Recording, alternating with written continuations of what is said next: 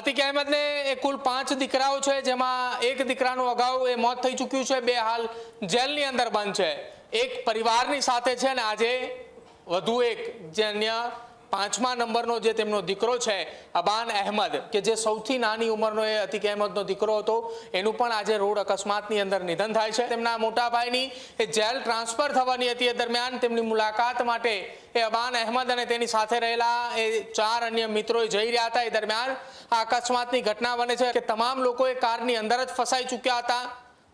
તત્કાલ ધોરણે પોલીસ તથા પ્રશાસનને ત્યાં બોલાવવામાં આવ્યા અને એ કારના એ દરવાજાઓ કાપી અને તમામ લોકોને બહાર કાઢવામાં આવ્યા। જે વિસ્તારની અંદર આ ઘટના બની છે તેની સાથે સાથે ઉત્તર પ્રદેશના મોટાભાગના એ વિસ્તારો કે જ્યાં એલર્ટની જરૂરિયાત હોય અથવા તો ત્યાં સંદિગ્ધ વિસ્તાર છે અથવા તો સંવેદનશીલ વિસ્તારો છે, એ જગ્યા ઉપર પોલીસનો બંદોબસ્ત પણ ગોઠવી દેવામાં આવ્યો છે। હાલ તો તેમના પુત્રનું પોસ્ટમોર્ટમ કરવામાં આવશે અને ત્યારબાદ પરિવારજનોને મૃતદેહ પણ જે છે તે સોંપવામાં આવશે। માફિયા અતિક અહેમદના દીકરા અબાન અહેમદનું મોત થયું છે। કાર બેકાબુ થઈને ડિવાઈડર સાથે અથડાતા અકસ્માતમાં મોત થયું છે। ઝાંસી જેલમાં બંધ મોટા ભાઈને મળવા જતા હતા તે દરમિયાન આખી ઘટના બની છે। અબાન અહેમદની સાથે કારમાં કુલ 5 લોકો પણ સવાર હતા। ઝાંસી કાનપુર હાઈવે પર પૂંચ પોલીસ સ્ટેશન વિસ્તારમાં આ ઘટના બન્યાની વાત સામે આવી રહી છે। ડોક્ટરોએ અબાન અને તેમના મિત્ર સોનુને મૃત જાહેર કર્યા। ઉમર અહેમદ, મોહમ્મદ ઝૈદ અને અસલમ હાલ સારવાર હેઠળ હોવાની વાત સામે આવી રહી છે।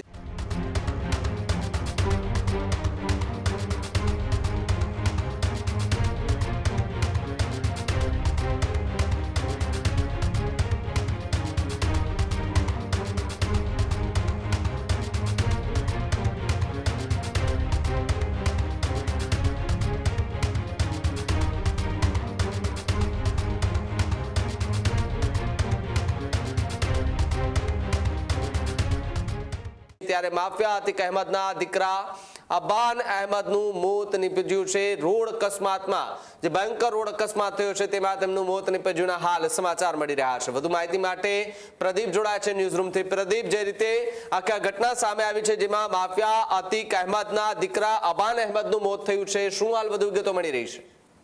ભાવિક, ઉત્તર પ્રદેશના એક ગેંગસ્ટર કહેવાતા અતિક અહેમદ કે જેઓ અમદાવાદની સાબરમતી જેલની અંદર બંધ હતા, ત્યારબાદ તેમને જેલ ટ્રાન્સફર કરવામાં આવે છે। ઉત્તર પ્રદેશના એક કેસની અંદર તેમને સાબરમતીથી ત્યાં લઈ જવામાં આવે છે અને ત્યારબાદ કોર્ટની બહાર એક શૂટઆઉટ, એક ફાયરિંગ થાય છે અને તેમની જાહેરમાં હત્યા થાય છે। એ વખતે પોલીસનો કાફલો પણ ત્યાં હાજર હતો અને આખી આ ઘટના બાદ અતિક અહેમદ અને તેમનો પરિવાર ખૂબ ચર્ચાની અંદર આવ્યો હતો।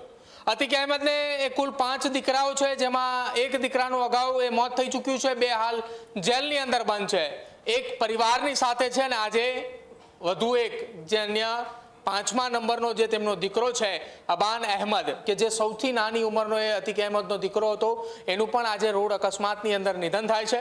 સમાચારો જે મળે છે એ પ્રયાગરાજથી ઝાંસી તરફ જઈ રહ્યા હતા અને વાત એવી છે કે તેમના મોટા ભાઈની જેલ ટ્રાન્સફર થવાની હતી, એ દરમિયાન તેમની મુલાકાત માટે એ અબાન અહેમદ અને તેની સાથે રહેલા એ 4 અન્ય મિત્રો જઈ રહ્યા હતા। એ દરમિયાન આ અકસ્માતની ઘટના બને છે। રસ્તા ઉપર એક પશુ જઈ રહ્યું હતું અને બચાવવાની કોશિશ કરવામાં કાર પરથી એ કાબુ ગુમાવતા અચાનક જ અકસ્માત થાય છે।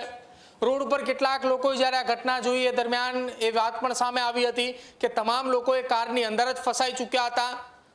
તત્કાલ ધોરણે પોલીસ તથા પ્રશાસનને ત્યાં બોલાવવામાં આવ્યા અને એ કારના એ દરવાજાઓ કાપી અને તમામ લોકોને બહાર કાઢવામાં આવ્યા, કે જેમાં 2 લોકોના ઘટના સ્થળે જ મોત નીપજ્યા હતા, જેમાં અબાન અહેમદ અને સાથે જ તેનો મિત્ર સોનુ।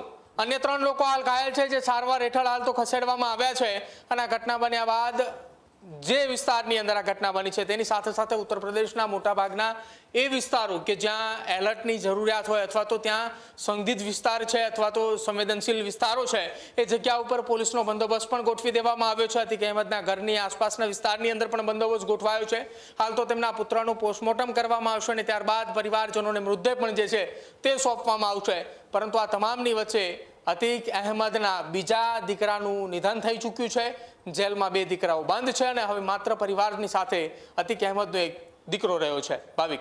બિલકુલ આભાર જોડાવા બદલ અને માહિતી બદલ. ખેડૂત ભાઈઓ છે એ ખેતરમાં ડ્રોન ઉડાવતા હોય છે ત્યારે આપણે એક પ્રશ્ન સતાવતો હોય છે કે જે આપણે અત્યાર સુધી જીપીએસ ટેકનોલોજીવાળા ડ્રોન વાપર્યા છે, જેથી કરીને મોબાઈલ ટાવર છે અથવા તો હાઈ ટેન્શન લાઇન પસાર થતી હોય, કોઈ વૃક્ષો હોય, ત્યારે જે જીપીએસ ટેકનોલોજીવાળા ડ્રોન છે એમાં ટકરાય અને ટ્રેસ થાય છે. પણ એગ્રીવન લાવ્યું છે જીએનએસએસ ટેકનોલોજી ડ્રોન, જેથી કરીને એ ડ્રોન છે એ કોઈ જગ્યાએ ટકરાય નહીં, પોતાની રીતે જ ડિસિઝન લે છે અને મૂવ થઈ જાય છે, જેથી કરીને જીએનએસએસ ટેકનોલોજી ડ્રોન છે એ વાપરવાનો આગ્રહ રાખો.